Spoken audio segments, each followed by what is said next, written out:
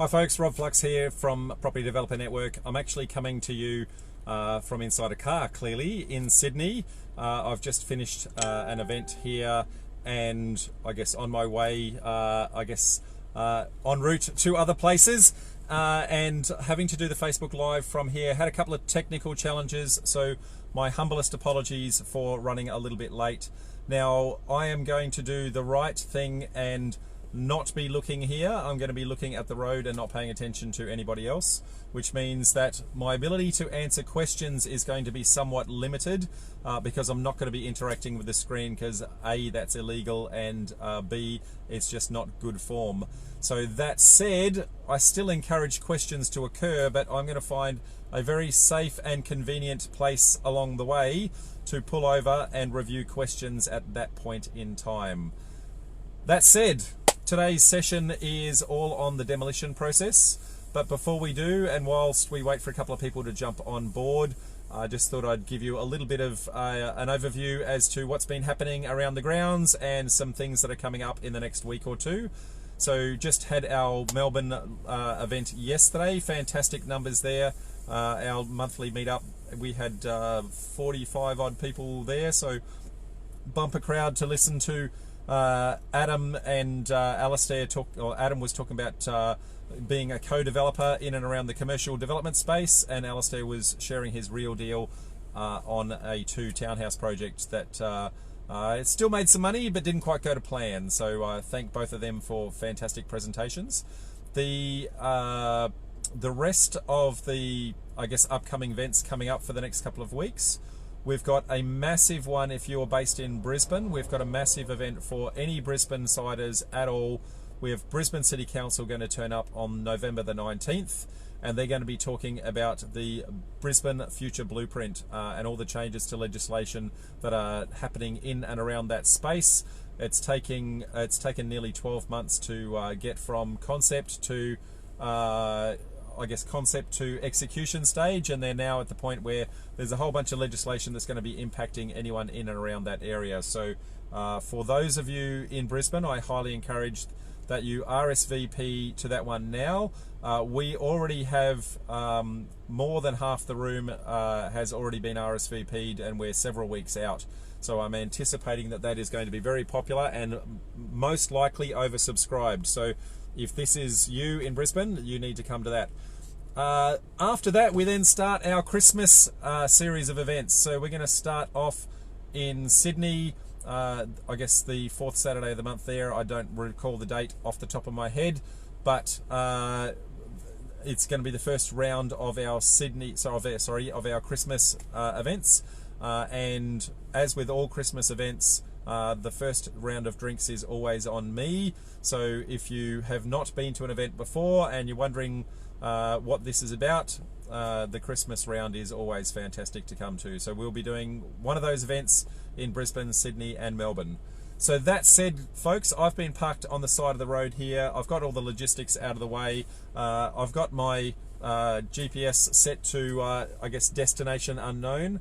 I'm about to hit the road and I'm going to concentrate on the road, and I will not be looking here. I'll be looking right here. So please be patient if I am somewhat distracted during the process. It's not that I'm not paying attention to you, it's just that I'm paying attention to the road.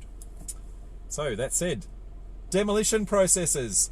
The very first thing that you should be thinking about before you consider demolishing a house is can, should, or must you be demolishing the home? So can you demolish the home would then come down to whether or not you've got any protection or character overlays or heritage, depending upon your the area that you're in, as to is that actually protecting the home? In which case, what could you do in order to get that to a position where it's actually, you know, can you do some minor renovation works to it to kind of shrink the size of the house?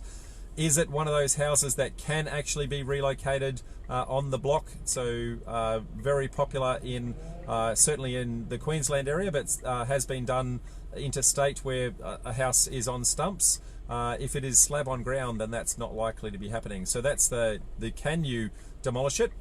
The next one is should you demolish it? And the should you demolish it really comes down to whether or not there's any intrinsic value in the property in itself.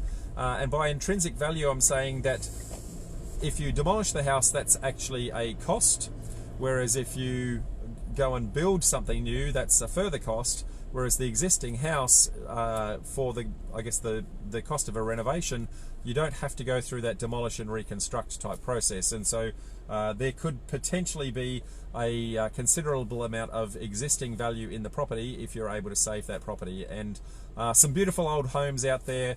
Very much encourage, I guess, where you can conserve anything of yesteryear that you consider that process. One, because it's more commercially viable in many instances, and two, because that's our history, folks, and it is good to make sure that you maintain character in and around areas. You don't want to be deemed to be that dirty property developer that just likes knocking things down for the sake of it.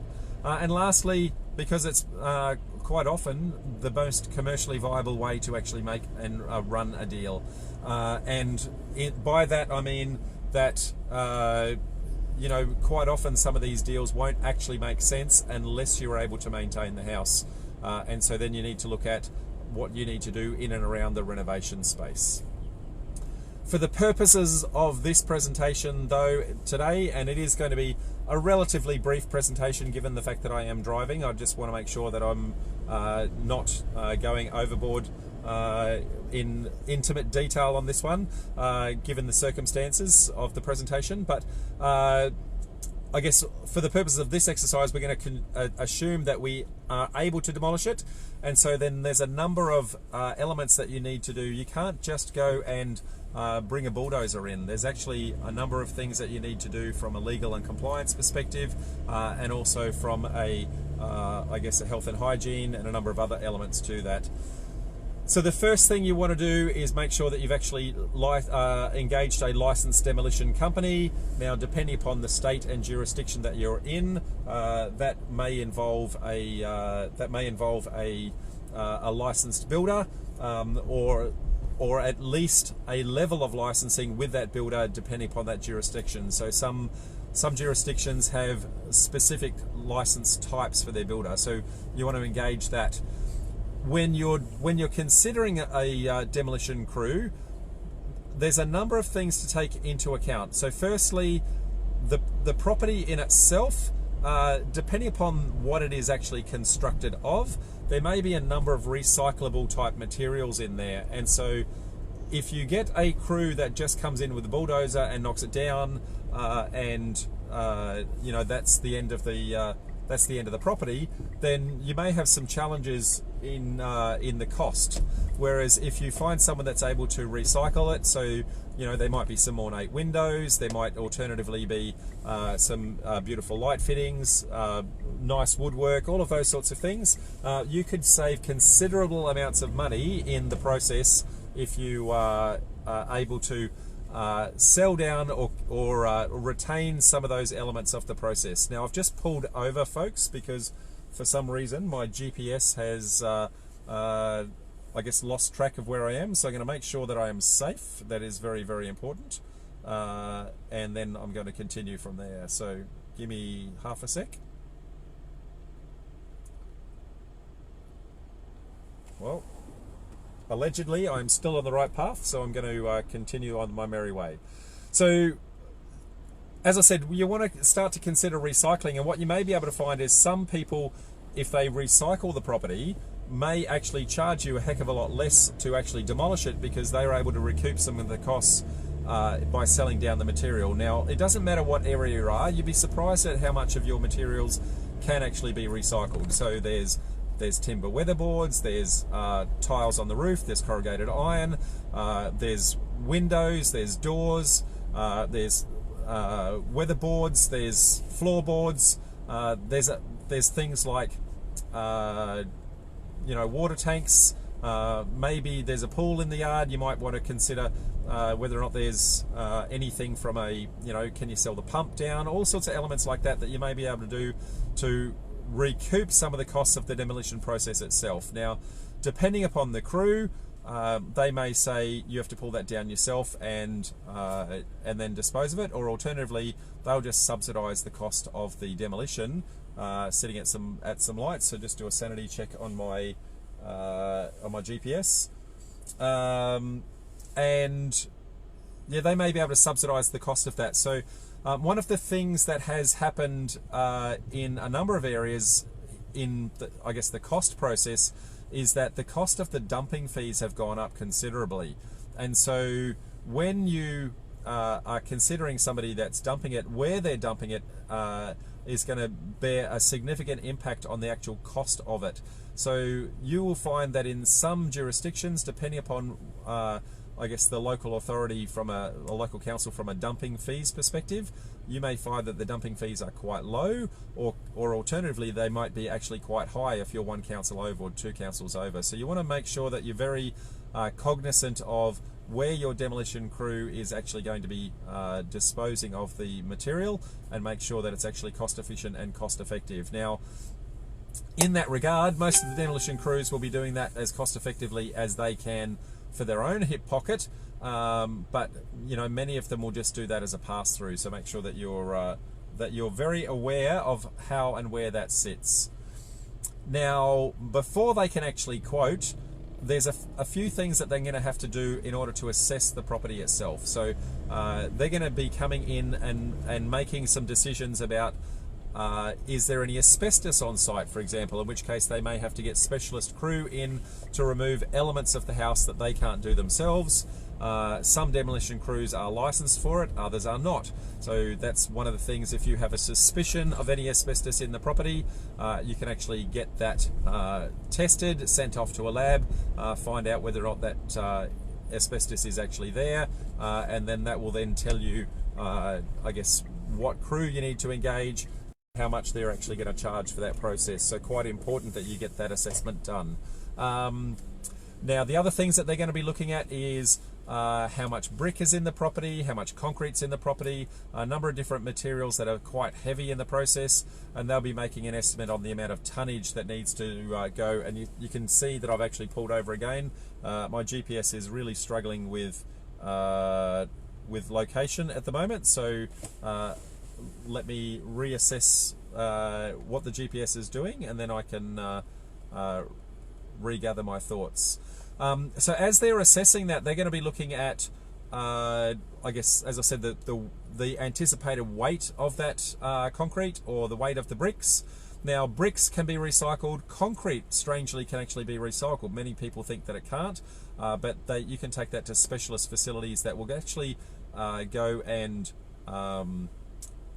crush that and actually turn that into, I guess, gravel and that sort of thing that goes underneath road bases and underneath private driveways and all of those elements. So make sure that that you're not fooled with your demolition crew into thinking that it is always just a pure dump. Many times they can actually recoup that. Now, I deal with some specialist demolition crews myself, and they have a whole bunch of recycling technology actually built into I guess their home base. So they take all of the materials back to their depot before taking it to their dumping facility, and they put it through a process to actually break those materials up into a number of different elements. So for example, they put it through a very large magnet, and that pulls a lot of metal out of the process, including nails and that sort of thing. They put it through a crusher, and they crush it up into very small, fine pieces. They put it through a shaker, and they shake out things like loose dirt and that sort of thing, because there's no point in paying to dump dirt when they can shake that dirt out and actually turn that back into topsoil or things like that. So if you've got the right demolition crew, they'll have all of that specialist equipment that will actually make your demolition much cheaper to actually perform. So assuming you now have a quote for the demolition process, now there's I guess a range of tasks that you need to do before the demolition can actually be performed. So one of those tasks is actually getting a building approval to allow you to demolish. Now, that building approval depending upon your jurisdiction, is generally going to come through a building certifier, and that building certifier will make the assessment to determine whether or not the property is protected, so all the same checks that you would have done, and also whether or not the I guess they'll do all the lodgements through to council, etc. So you need to have that approval in place before you actually start the demolition process itself. Now, one thing I forgot to do with the site assessment side of things is, if you're going to be removing trees, or if you're going to be removing a pool, those sorts of things, quite often the demolition crew can actually deal with that in the same process. So trees, they will generally come in with quite a large backhoe and just tear the tree out in one swift movement, roots and all. And pools, they can actually pull up and they can fill in, and depending upon where that pool is and whether or not it might be in the building footprint of the next home that's going to be sitting there, then they may have to do a thing called level 1 compaction to actually fill that up and compact the dirt down so that it's I guess quite solid from a construction point of view.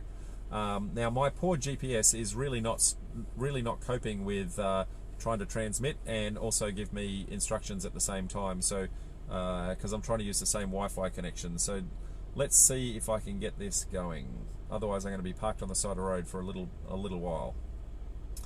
Now that you've got the demolition process, I guess, approved, now you've got to go through from a planning perspective as to what you're doing there. I can see a number of people on there, I guess, giving me waves. I'm just going to wave like that. I'm not going to touch the screen, guys. From a approval process, sorry, not from approval process, let me go back. From an execution process, you can't just go and demolish a house. There's a couple of safety elements that you need to do before you consider that, and that is removal of the existing services. So that's removal of water, electricity, sewer, gas, and the like, through a process called abolishment. Now, an abolishment is very different to a disconnection. So a disconnection is where they just turn off the meter, whereas an abolishment is where they physically unplug the service. So if you've got a high voltage wire, I guess, going overhead and connecting into the home, then they come and physically remove that high voltage wire. So you need to do that for your electricity, you need to do that for your water, you need to do that for your sewer, you need to do that for your gas, etc. And you'll need to get the appropriate approvals in place in order to do that. Now, the challenge that you will find is that most of those approvals, you're actually dealing with third parties in the process in what they call the retail division. So, for example, if you need to abolish your electricity, you'll go through the retailer, who might be someone like Origin or Alinta or AGL or somebody along those lines, because they sell you the electricity. Whereas underneath the cover, the person who actually supplies the electricity and supplies the wires is the wholesaler. Now, the wholesaler does the work, but you're not allowed to, as a consumer, engage with the wholesaler. So instead, you have to engage through the retailer. And if the retailer is uneducated in the process, and you ask for the wrong thing, then it could be that they just disconnect the meter and they don't actually abolish the cable, in which case you've wasted a lot of time.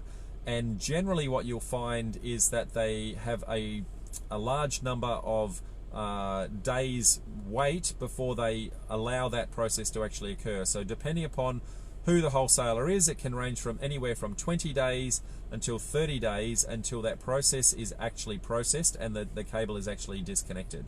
Now, what that means to you is delays in your project, so you want to make sure that you get those, I guess, applications in and underway way up front in order to minimize your holding costs. Now, because you're dealing with a retailer, and if you're going to have a 30-day delay, chances are you've got a 30-day settlement process, so you have an opportunity to actually use the retailer for the outgoing person to actually abolish the electricity. The challenge there is that you are not the named beneficiary on that account, and so you need to talk to that person, walk them through the process.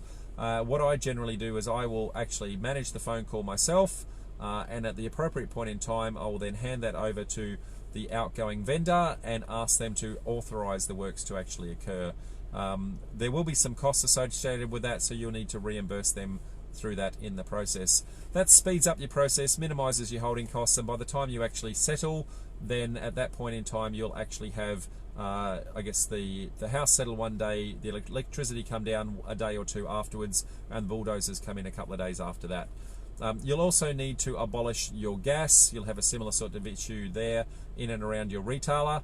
And then lastly, you're going to have some issues around your water and sewer, and you just get a plumber to come in, and they will do those services in what they call capping of the service. Now, in capping of the service, they need to give you appropriate approvals to say that that service has actually been capped. And at the end of that, you take all of the relevant authority documents with a photo of the empty vacant block back to your building certifier. The building certifier can then say, yes, the job is complete. They can then lodge that back to council and say that house that was there is no longer there. And if you've had things like pools and that sort of thing there, you'll also have to go to council and make sure that the appropriate pool fencing registration has been disconnected and all those sorts of things. Otherwise, the next person who buys that vacant block of land is going to have some nasty letters from council saying, hey, where's that pool fence? And the incoming person's going to say, hey, where's that pool? So, two there. So, folks, it's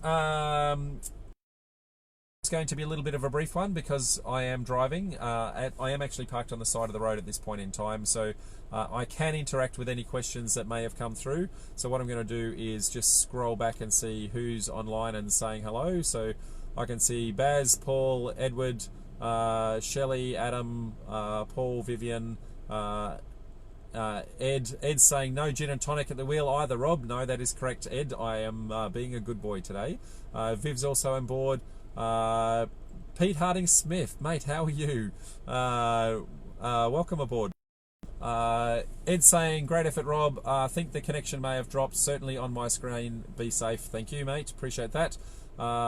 Michael and Jay and Daniel. So hello, everybody. I can't see any questions coming through, folks, but demolition process itself is relatively simple.